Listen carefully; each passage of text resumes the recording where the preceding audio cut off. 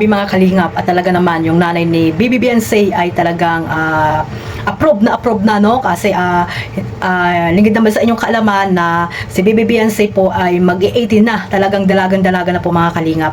At syempre lahat po ng team kalingap ay nakaabang po dito sa gaganaping kaarawan ng ating Bibi Beyonce mga kalingap. At ito nga guys no, mayroon tayong reaction dito na re-reactionan dito sa upload po ni Kuya Bal Santos Matubang. At syempre bago natin simulan yan, magsha-shoutout muna tayo sa ating founder Kuya Bal Santos Matubang, Ate Edna Vlogs at Kalingap Rap, at sa lahat po ng mga nasa landing pad, ambassador, deputy at mga Kalingap Scouters. Mega love shoutout po sa inyong lahat. Ganon din po sa mga OFW, yung mga nandyan din po sa Pilipinas, at syempre yung Reactor, Team Bios, Karipa, Team Strikers, Team Watchers, at sa mga sponsor na rin po mga Kalingap, at sa lahat na po na mga sumusuporta po dito sa buong Team Kalingap. Mega love shoutout po sa inyong lahat. At dito nga guys no, mayroon tayong clip video na nakuha po dito kay Kuya Bal Santos Matubang. Ayan, sama-sama po natin panoorin mga Kalingap, at after nito ay bibigyan po natin ng reaksyon. Ayan guys, mga Kalingap, sama-sama po natin panoorin ito. Good morning po sa inyong lahat. Inaanyayahan ko po kayo lahat sa gaganapin na birthday ng Beyonce po. Mag-18 na po siya. Nasa legal age na po siya. Masaya po kami para sa kanya, sa mga naamot niya sa buhay. Papasalamat po kami sobra sa lahat ng tumulong, sumuporta po sa kay Beyonce, kay Kuya Bal po, lalo na kay Kuya Bal, kay Rab, sa buong ting Kalingap po. Kung hindi po dahil sa inyo, hindi po magiging ganito yung buhay ni Beyonce. Hindi niya makakamtan po yung ganitong mga okasyon. Hindi po kami magkakaroon ng ganitong buhay at makakapag-aral po siya ng maayos. Maraming salamat po. 18 na po si Beyonce, kaya masaya po kami, at kung mababawasan yung mga bashing sa kanya kasi nasa tamang edad na po siya, tsaka yun po, nasa kanya na po ang mga sa buhay, mga pagpaplano, kung anong gusto niya po sa buhay. Support lang po kami sa kanya. Kung Eds, anong plano? Kasi mag-18 na. Yun nga po, sana po ay maging masaya sila sa ngayong birthday niya. Good morning po sa lahat na mga supporters po ng IDSE, at saka yung mga sponsor po. Malapit na po birthday ng anak ko, ni Beyonce. Sana po ay iniimbitahan ko po kayo. Kung hindi po kayo busy, imbitado po kayo lahat sa birthday ni Beyonce. Yung mga nagsusuporta po kay Beyonce, tapos sa Team Kalingap po, kay Kuya Bal, kay Ate Edna, kay Rab, kay Jack, saka sa mga keyboys po, lahat po ng Team Kalingap. Sana po ay makadalo po kayo sa birthday ng anak ko, si Beyonce. At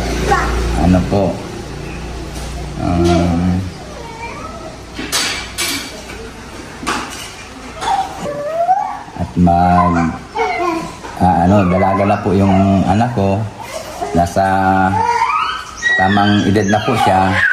Hindi, kung sakali pong may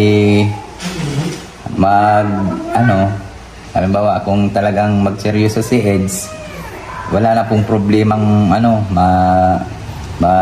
manligaw siya. Wala na, hindi na yung mga basher, kasi nasa legal age na po yung anak ko.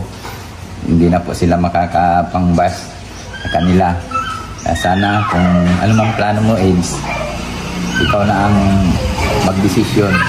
So mga mga kalingap, sa hindi pa po nakasubscribe kay Kuya Bal Santos Matubang, ayan ang ating founder. Siyempre pa-subscribe na po and ating suportahan po ang kanyang mga programa dito po sa Team Kalingap, especially po yung kanyang pabahay, landing pad at mga iba't iba pang mga binibigay ng tulong po ni Kuya Bal Santos Matubang para po masuportahan natin ang ating founder. Ayan guys, mga kalingap, suportahan po natin si Kuya Bal at i-subscribe nyo na po. No? Credit po dito sa clip video na nakuha ko po kay Kuya Bal Santos Matubang. So ayun mga kalingap, na talagang sa video din po na yan, pinakita po di dyan yung tawag dito, yung gaganapin, no? Kung saan gaganapin yung birthday po ni Bibi Beyonce. Ayan, pakipuntahan nyo po ang YouTube channel ni Kuya Bal at dyan nyo po makikita na napakaganda po ng grabe guys, napakalawak at yung kahit sa labas napakaluang, no mga kalingap, na talagang parang venue po ng ikakasal mga kalingap. Grabe, no? Ang mga supporters po ng EDSA ni Bibi Beyonce na talagang pinaghandaan po, lalo na po yung mga sponsor at syempre si Kalingap Rob, no, na andyan po na nakasupport po kay Bibi Beyonce para po maging masaya po ang kaarawan po ng ating Bibi Beyonce mga kalingap, na talagang grabe guys, no? Parang kasalan, no? Kasalan ng EDSA itong maganap na yung venue pa lang po ay talagang napakaganda mga kalingap.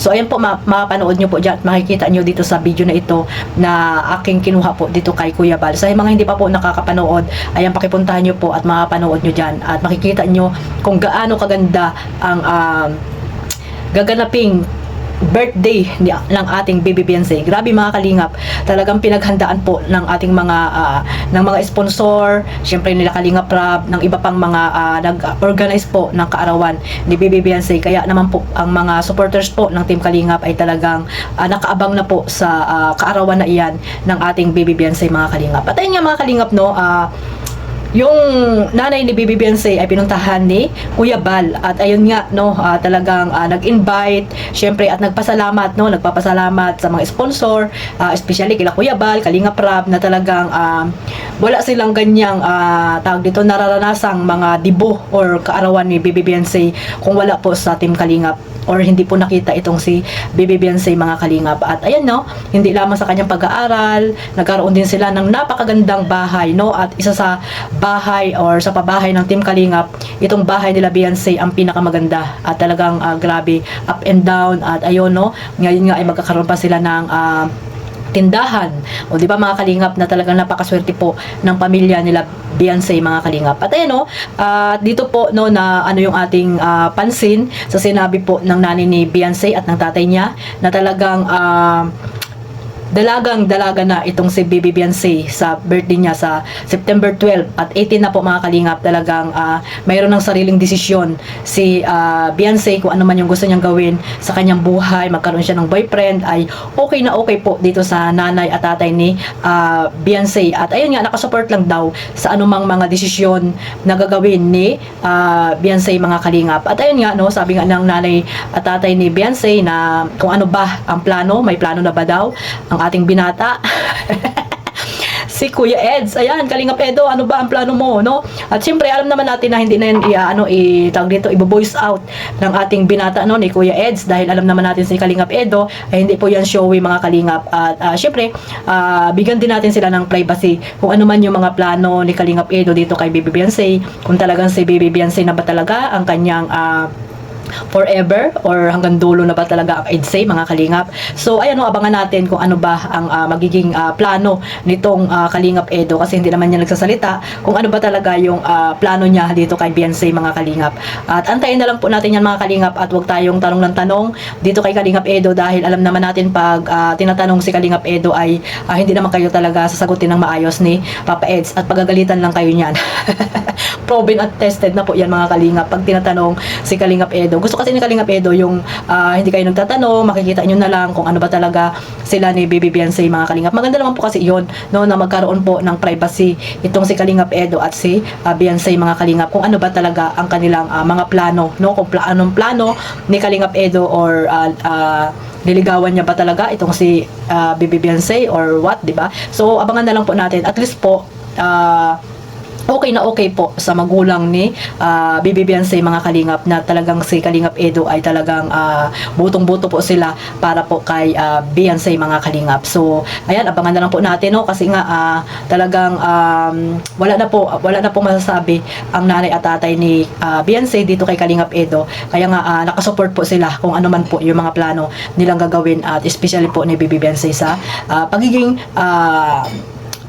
ganap ng dalaga, no? Ganap ng dalaga itong si ating Bibi Beyonce. Siyempre, uunahin muna ni Beyonce yung pag-aaral, di ba? At nakasupport naman dyan, alam natin si Kalingap Edo na nakasupport po dyan sa pag-aaral ni Beyonce, mga kalingap. So ayan, no, wag tayo magmadali kung ano man yung mga plano ni Kalingap Edo dito kay Bibi Beyonce, mga kalingap. Support lang po tayo kung ano man yung mga mapapanood natin sa kanila, no, sa serye nila. At talagang napakaganda po ng ginawang premiere ni Kalingap Rab, no, nung nakaraang gabi. Talagang napakaganda ni Bibi Carla. At syempre, si Kalingap Edo ay nandyan lang na nakasupport, mga kalingap. At ayun, no, supportan po natin ang parating na kaarawan ng ating prinsesa Beyonce, mga kalingap.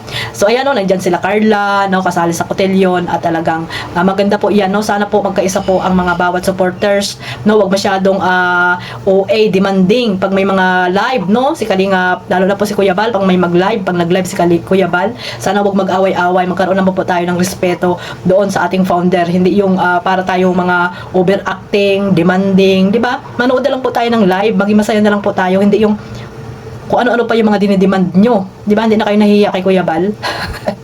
Si Kuya Bal po ang nagla-live, no? So sana iwasan po natin yan, no, sa darating na kaarawan ni Bibi Beyonce. Sana ay maging masaya na lang po tayong lahat. So hanggang dito na lang po, at suportahan po natin ang serye ng EDSA, at ipagpatuloy nyo lang po ang pagmamaraton, no, mga supporters po ng EDSA dyan. Shoutout po sa inyong lahat. Maraming salamat po sa walang sawang pagsuporta po, at sumusuporta po sa aking maliit na YouTube channel, at syempre sa buong Team Kalingap. God bless us all. Mabuhay po ang Team Kalingap. Bye-bye.